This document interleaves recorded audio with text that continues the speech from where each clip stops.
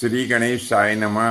प्रिय बंधुओं, जैसा कि आप सबको मालूम है कि हम पिछले कुछ समय से राम कथा से संबंधित श्रृंखला चला रहे हैं।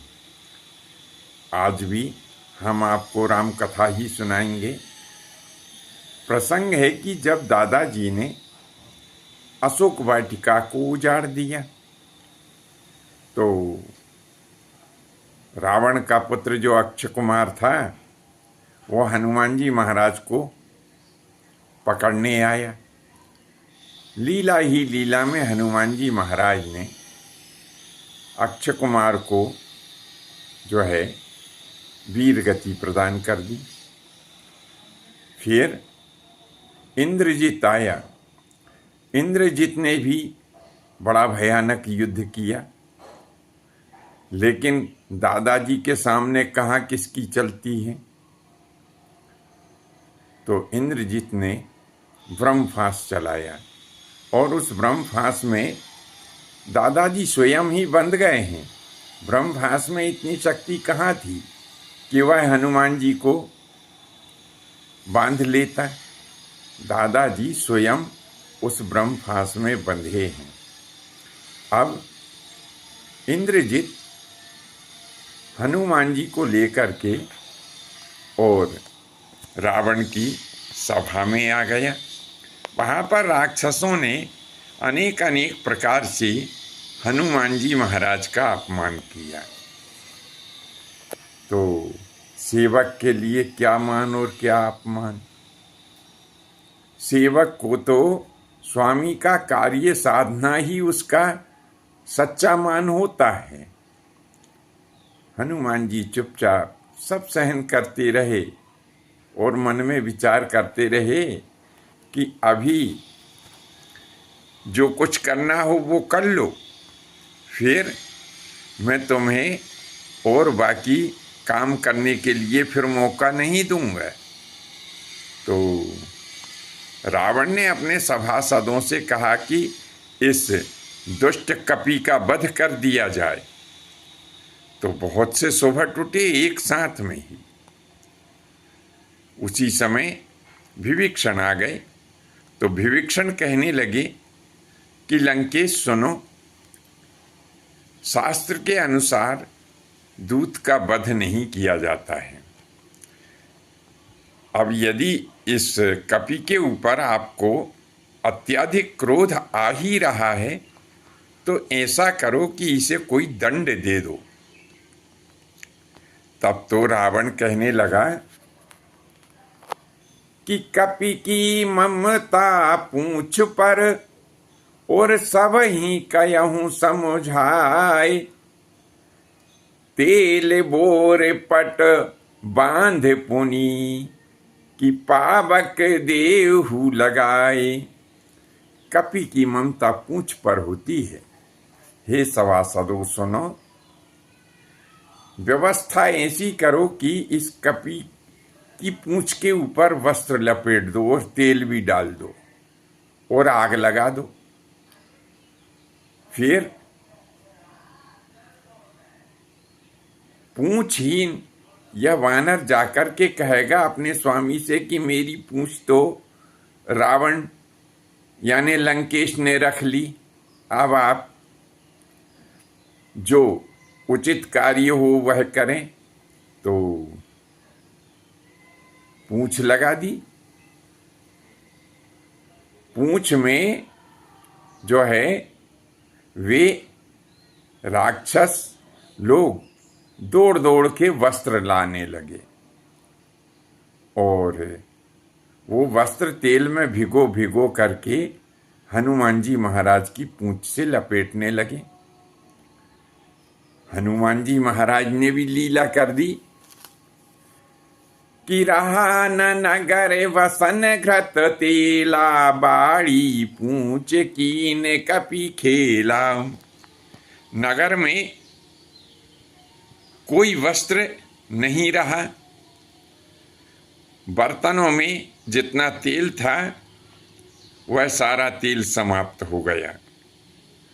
फिर भी पूंछ बाकी रह गई। तब रावण ने कहा कि ठीक है, इतनी ही पूंछ में आग लगा दो, वो तो फिर बाकी की ओर स्वयं जल जाएगी। ऐसा जैसे ही कहा तो महाराज हनुमान जी महाराज की पूंछ में आग लगा दी गई। अब हनुमान जी महाराज ऐसा अपने पिता से प्रार्थना करते हैं कि हे पिताजी, अब आप मेरी सहायता के लिए आ जाएं, ताकि भगवान राम का सारा कार्य मैं संपन्न कर सकूं। तब क्या हुआ कि जैसे ही आग लगाई हनुमान जी महाराज की पूंछ में, तो 49 प्रकार की पवन वहां चलना प्रारंभ हो गया। ऐसा भयंकर आंधी उस लंकापुरी में आ गई कि बस पूछिए ही मत। अब हनुमान जी महाराज ने भी फिर क्या था, कंगूरों पर चढ़ना प्रारंभ कर दिया। अब कंगूरों पर चढ़ना जब प्रारंभ किया तो संपूर्ण लंकापुरी जैसे कि कहीं किसी रुई के ढेर में आग ही लग जाती है ना, इसी प्रकार से वह लंकापुरी भी जो है जलने लगी। हनुमान जी महाराज ने लंकापुरी का जो बाजार था उसे जला दिया, रावण के महल को भी जला दिया। और हम आपको एक बात और यहाँ पर बताए देते हैं कि जैसे कि हमने अपने पिछले भागों में बताया है कि रावण एक महान वैज्ञानिक भी था। वह अस्त्रों का यानी हथियारों का निर्माण भी करता था और उन्हें चलाना भी जानता था। इसी प्रकार से रावण एक बड़ा ही कुशल विमान चलाने वाला भी था, जिसे आजकल पायलट कहते हैं ना, तो वह एक कुशल विमान चालक भी था। ऐसा भी वर्णन प्राप्त होता है, जो विद्वान लोग हैं उनने खोज की है कि लंकापुरी में 4 ऐसे स्थान थे जहाँ की हवाई जहाज उतरा करते थे, और इन चारों स्थानों पर से वह रावण अभी हमने यहाँ पर हवाई जहाज शब्द का जो प्रयोग किया है, तो उस समय जो आकाश में जो यान चला करते थे उन्हें वायुयान कहा जाता था। तो ऐसे 4 स्थान थे जहाँ से कि रावण अपने विमानों को आसमान में उड़ाता था और आसमान से फिर नीचे उतार लेता था। ऐसे 4 स्थान थे। तो हनुमान जी महाराज ने संपूर्ण लंकापुरी को जला दिया। कहते हैं कि उलट पलट लंका सब जारी, जातु धान सेना सब मारी। तो क्या हुआ कि जब हनुमान जी महाराज लंकापुरी को जला रहे थे तो रावण 14,000 सैनिकों के साथ में हनुमान जी महाराज के ऊपर आक्रमण किया। वे रावण के 14,000 सैनिक हनुमान जी महाराज के ऊपर नाना प्रकार के अस्त्र और शस्त्र चलाने लगे। लेकिन ये क्या हुआ कि हनुमान जी महाराज तो जो है किसी भी प्रकार से परास्त नहीं हुए, और उन्होंने अपनी पूंछ में लपेट लपेट करके उन सभी राक्षसों को यमराज के यहाँ भेज दिया। अरे हनुमान जी महाराज तो उस समय रावण का वध भी कर सकते थे, और वे उसके पीछे यानी रावण को पकड़ने के लिए हनुमान जी महाराज लपके भी थे।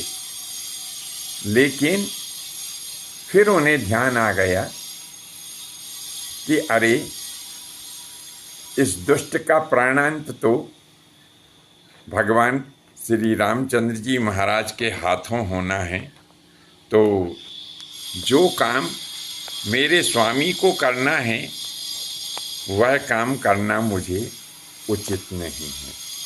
तो रावण को छोड़ दिया। फिर मेघनाद फिर से आ गया सामने, क्योंकि उसे तो अहंकार ये था कि मैंने ब्रह्मफास में इस कपि को बांध लिया है। तो एक बार फिर उसने हमला कर दिया हनुमान जी महाराज पे। उसकी भी वही गति हुई जो उसके पिताश्री की हुई थी, यानी उसकी सेना भी हनुमान जी महाराज ने समाप्त कर दी और उसके पीछे भी दौड़े, तो वो एक गुफा में प्रवेश कर गया। तो हनुमान जी महाराज ने सोचा कि चलो इसे भी छोड़ना बहुत जरूरी है, क्योंकि इसका वध लक्ष्मण जी के हाथों होना है। ये परम सत्य बात हम आपको बता रहे हैं कि दादाजी में इतनी सारी शक्ति थी कि संपूर्ण लंकापुरी के जो राक्षस इत्यादि है, और लंकापुरी के राक्षसों को तो छोड़िए, विश्व के यदि समस्त राक्षस एक साथ भी हनुमान जी के ऊपर यदि हमला करते तो वे हनुमान जी महाराज का कुछ भी नहीं बिगाड़ सकते थे। और इतना और कह दें कि संपूर्ण विश्व के जो राक्षस थे उन सब का वध करने की क्षमता हनुमान जी महाराज में थी। तो बंधुओं, इस प्रकार से हनुमान जी महाराज ने लंका को तहस नहस कर दिया। जैसा कि जो हमने आपको बताया कि लंकापुरी में 4 ऐसे स्थान थे जहाँ पर कि वायुयान उतरते थे और वहाँ से वायुयान जो है उड़ाए भी जाते थे। तो उन 4 स्थानों में से हनुमान जी महाराज ने 3 स्थानों को नष्ट कर दिया था। एक स्थान शेष छोड़ दिया था, क्योंकि हनुमान जी महाराज को ये ज्ञात था कि एक स्थान को यहाँ पर छोड़ना बहुत ही जरूरी है, क्योंकि इसी स्थान से भगवान श्री रामचंद्र जी महाराज जो है लंकापुरी से वापस अयोध्या के लिए प्रस्थान करेंगे। ये हनुमान जी महाराज को ज्ञात था, इसीलिए हनुमान जी महाराज ने उस एक स्थान को क्षति नहीं पहुंचाई। अब संपूर्ण लंका को जला करके हनुमान जी महाराज अपनी पूंछ बुझाने के लिए समुद्र के निकट पहुँचे। पूंछ बुझा ली, लेकिन हनुमान जी महाराज की आंखें अभी भी वह अग्नि का ही दृश्य देख रही थी। उन्हें ऐसा लग रहा था कि मेरी पूंछ बुझने के पश्चात भी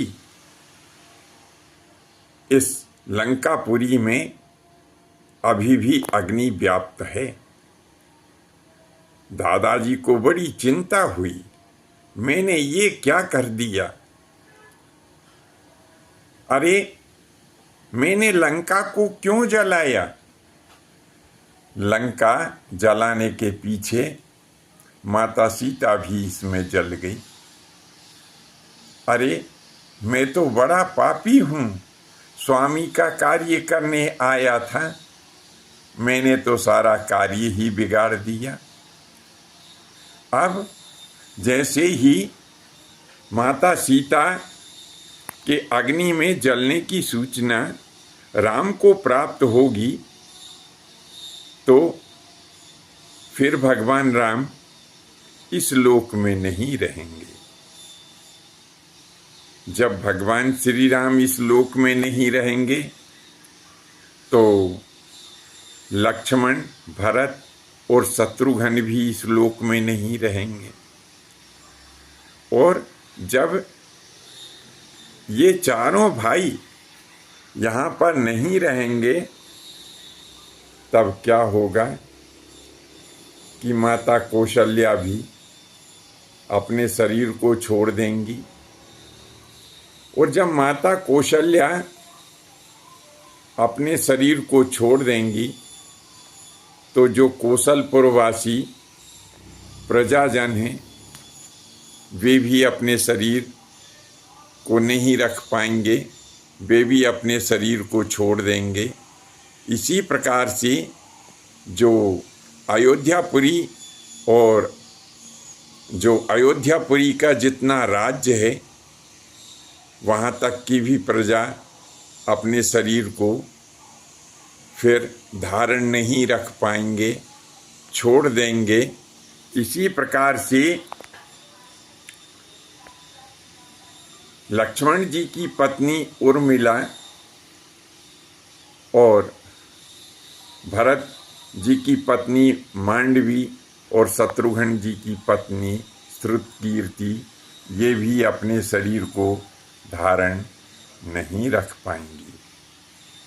ये भी सब अपने शरीर का त्याग कर देंगी। फिर जब ये सब अपने शरीर का त्याग कर देंगे तो सुमित्रा जी भी अपने शरीर का त्याग कर देंगी।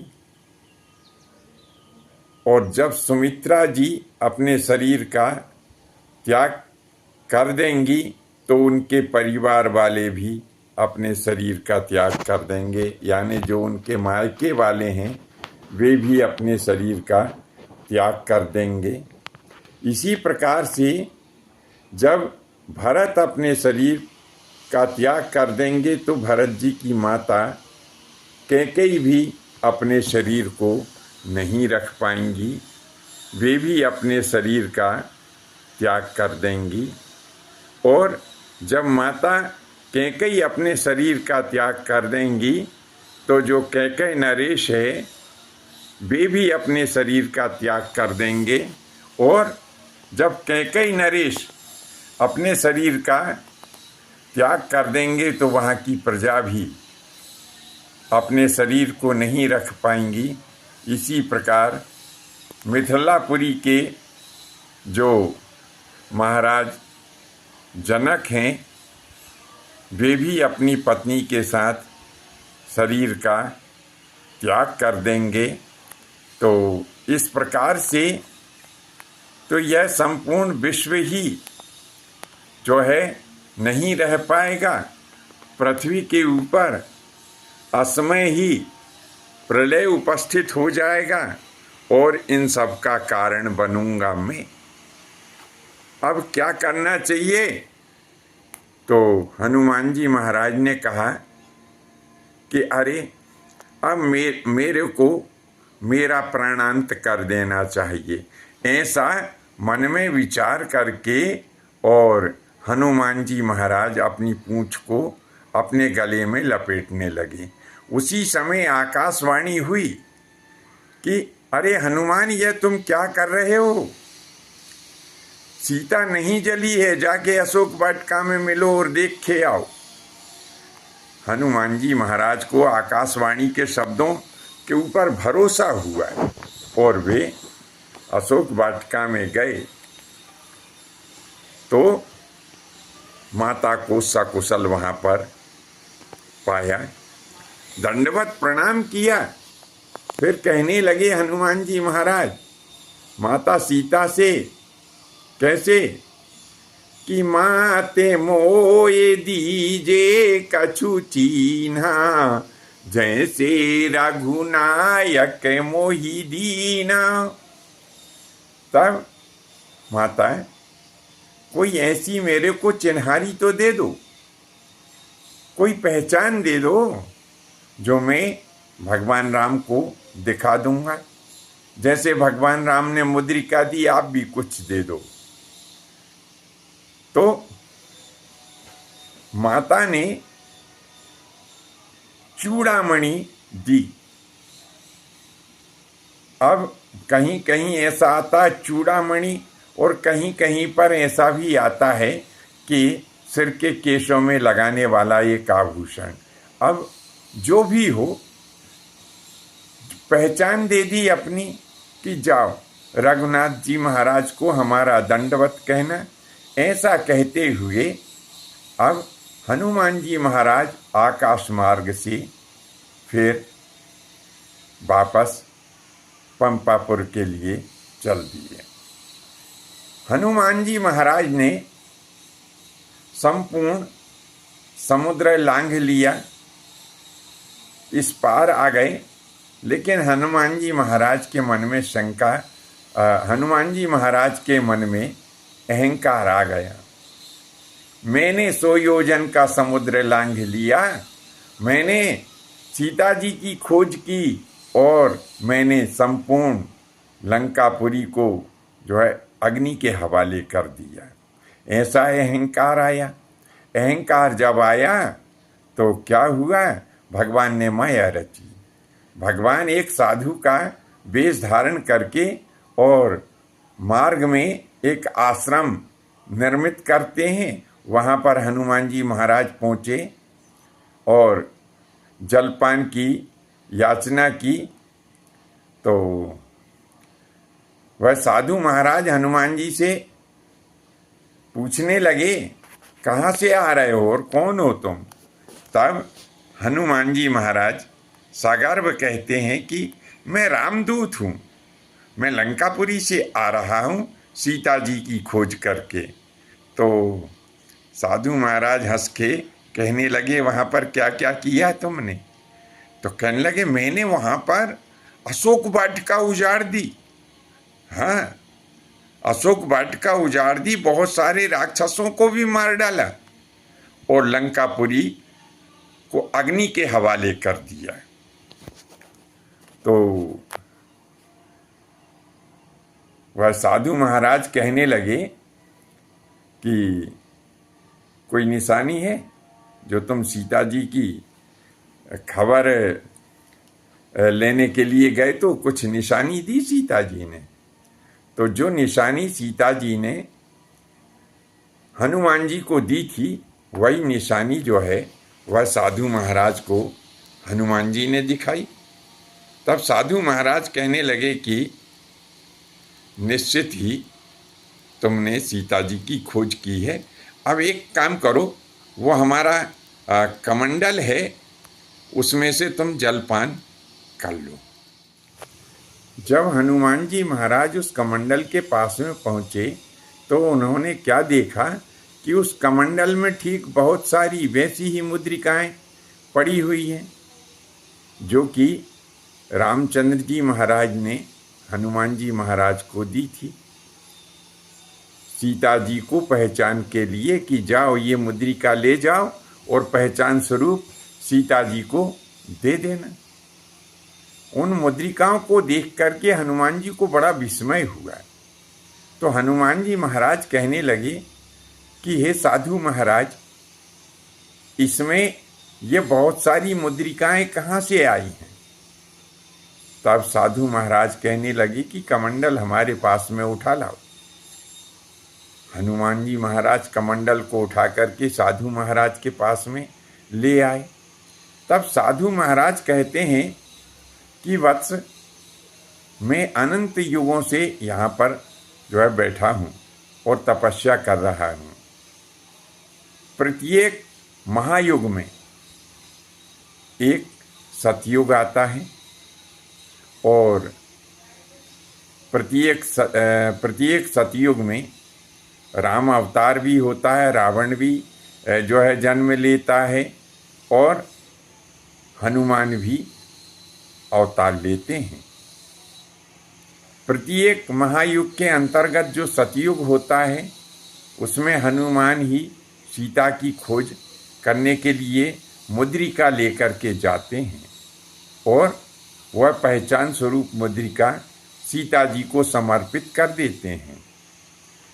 तो सीता जी के पास से वह मुद्रिका राम कृपा से मेरे इस कमंडल में आ जाती है। अब तुमने भी जो मुद्रिका सीता जी को ले जा कर के दी थी, वह मुद्रिका भी इस कमंडल में आ गई है। अब तुम ऐसा करो कि कमंडल में हाथ डाल के और अपनी मुद्रिका निकाल लो। हनुमान जी महाराज बड़े आश्चर्य में पड़ गए। उनने कमंडल की सारी मुद्रिकाएं निकाल ली। बहुत सारी मुद्रिकाएं थी, लेकिन उन्हें हनुमान जी महाराज गिन नहीं पाए। कमंडल की मुद्रिकाएं तो उनने देख ली पूरी, पर वो गिन नहीं पाए। और गिने भी कैसे, क्योंकि सारी मुद्रिकाएं एक सी है। तो कैसे हनुमान जी महाराज कह देंगे कि मेरे द्वारा जो सीता जी को मुद्रिका समर्पित की गई है वो ये है, नहीं बता सकते थे। तब हनुमान जी महाराज ने अपने इष्ट देव भगवान श्री राम का स्मरण किया, ध्यान करने लगे प्रभु का, और उन्हें चैतन्यता हो गई कि संभवतः मुझे जो घमंड हो गया था कि मैंने लंकापुरी को जला दिया, सीता जी की खोज कर ली, 100 योजन समुद्र लांघ लिया, तो कहीं यह रामचंद्र जी महाराज की माया तो नहीं है। ऐसा ध्यान करते हुए और जब हनुमान जी महाराज मगन हुए तो भगवान श्री राम की जो प्यारी छवि थी वो उनके हृदय में उत्पन्न हो गई। और जैसे ही भगवान श्री राम की छवि उनके हृदय में उत्पन्न हुई, वैसे ही उन्होंने नेत्र खोल दिए। तो क्या देखा कि भगवान राघवेंद्र सरकार उनके सामने खड़े हैं। हनुमान जी महाराज ने चरण पकड़ लिए। भगवान कहने लगे कि पुत्र सुनो, मुझे सब पता चल गया था, तुम्हारे मन में अहंकार आ गया था, इसीलिए मैंने यह सब लीला की है। तो इस प्रकार से भगवान श्री रामचंद्र जी महाराज ने हनुमान जी से कहा कि मैं तुम्हारे अहंकार का समूल नाश करने के लिए ही यहाँ पर आया था। बाकी हमारे और तुम्हारे बीच में जो भी यह घटना घटित हुई है, जो भी मैंने तुम्हें माया दिखाई है, इसका प्रकाश तुम पंपापुरी में जाकर के मत करना। हनुमान जी महाराज ने आज्ञा शिरोधार्य की और भगवान रामचंद्र जी महाराज वहाँ से अंतर्ध्यान हो गए। फिर अपने कपियों को सूचना देने के लिए हनुमान जी महाराज ने बड़े जोर से प्रसन्नतापूर्वक राम नाम, जय जय सिया राम इत्यादि जो मंत्रों को बोलना प्रारंभ किया। तो जहाँ समुद्र के किनारे सारी कपि सेना यानी जो कपि दल सीता जी की खोज करने के लिए आया हुआ था, और हनुमान जी महाराज जिन कपियों को समुद्र के किनारे छोड़ करके लंकापुरी चले गए थे, उन कपियों ने हनुमान जी महाराज के द्वारा उच्चारित जय श्री राम का जो मंत्र घोष था वो सुना। तो कपि लोग भी समझ गए कि हनुमान जी महाराज ने भगवान श्री रामचंद्र जी महाराज का कार्य सफल कर दिया। तो कपियों ने भी जो अपना जो एक किलकिला शब्द था, जिस प्रकार से कपि लोग प्रसन्नतापूर्वक जब किसी कार्य की सफलता के पश्चात खुश होते हैं और जो शब्द निकालते हैं उस शब्द को किलकिला शब्द कहते हैं। तो हनुमान जी महाराज भी समझ गए कि हमारे जो कपि बांधव हैं वो यहाँ पर सकुशल विराजमान हैं। हनुमान जी महाराज उसी दिशा में चल पड़े और अपने दल को जाकर के सभी समाचार कह सुनाया। बंधुओं, आज के लिए इतना ही। शेष अगले भाग में नए विषय के साथ उपस्थित होंगे। आज्ञा दीजिए। धन्यवाद। जय माता की, जय परशुराम जी की।